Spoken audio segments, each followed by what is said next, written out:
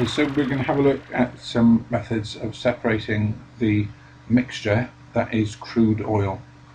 So first of all, we look at a really simple distillation experiment.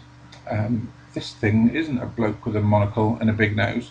It's supposed to be a container here where you can heat your mixture, and then it will evaporate, it will condense as it then goes down this tube.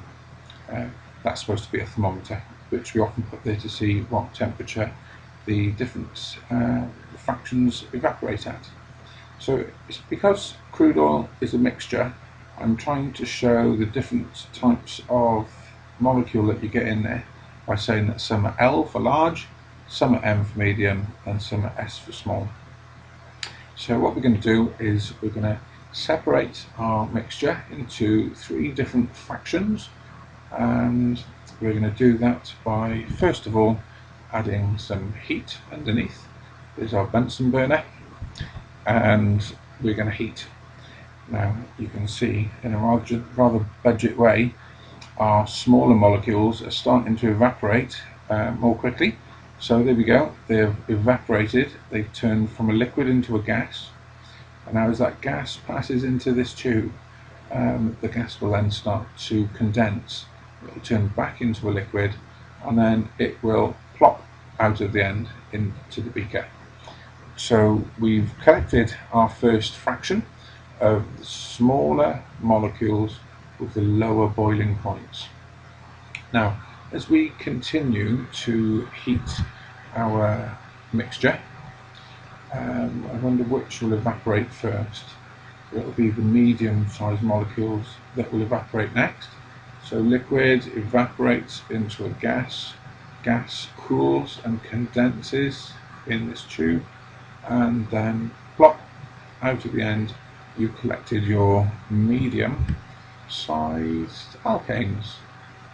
Right, all that's left of our mixture now is these larger molecules, and as we continue to heat, we've probably got to a high temperature now, maybe over 100 degrees, the final component, these larger molecules, evaporates, the gas condenses back into a liquid, flows out the end, and we've separated our original mixture into 3 different substances.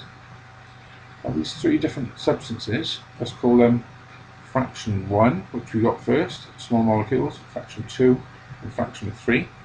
We're going to have a look at some of the properties of these substances now. So we said that fraction 1 was smaller molecules, fraction 2 medium, and fraction 3 was larger.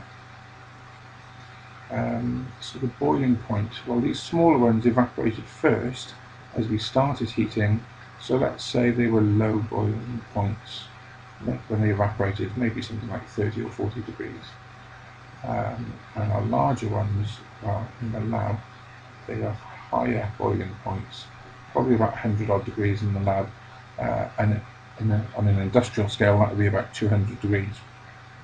These tend to be clear, and then the larger fractions tend to be yellower in colour, and viscosity means thickness or runniness. So this fraction tends to have a low viscosity, which means it's very thin, watery, and the later fractions tend to have high viscosity, which means they're thicker, more custardy.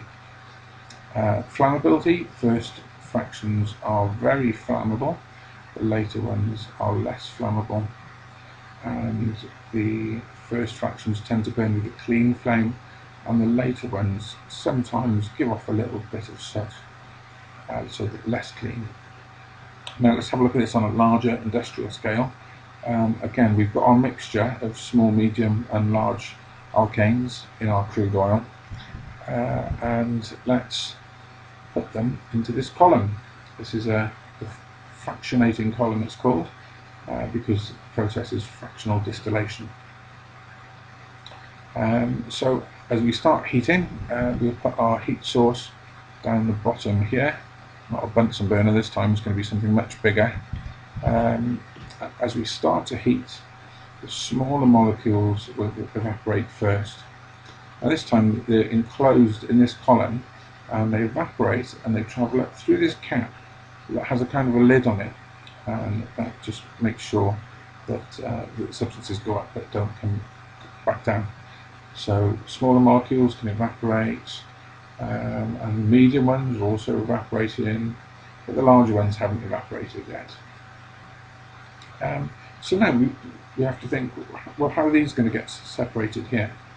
Well, as you go up the column, it gets cooler towards the top. So warmer here, near the heat source, cooler towards the top. So if you imagine that maybe it's 40 degrees-ish up here, and maybe 200 down the bottom, then you'd expect things with lower condensation points to condense up towards the top. The medium-sized molecules have condensed somewhere in the middle, maybe where it's around 150 degrees, and you get the larger molecules down the bottom. So we know now if you get small molecules, medium and large, you can link this with what we've looked at on the last slide. So you can say all sorts of things about the properties of these substances. Now we know that smaller molecules they tend to be more flammable, they burn with a cleaner flame, they're less viscous.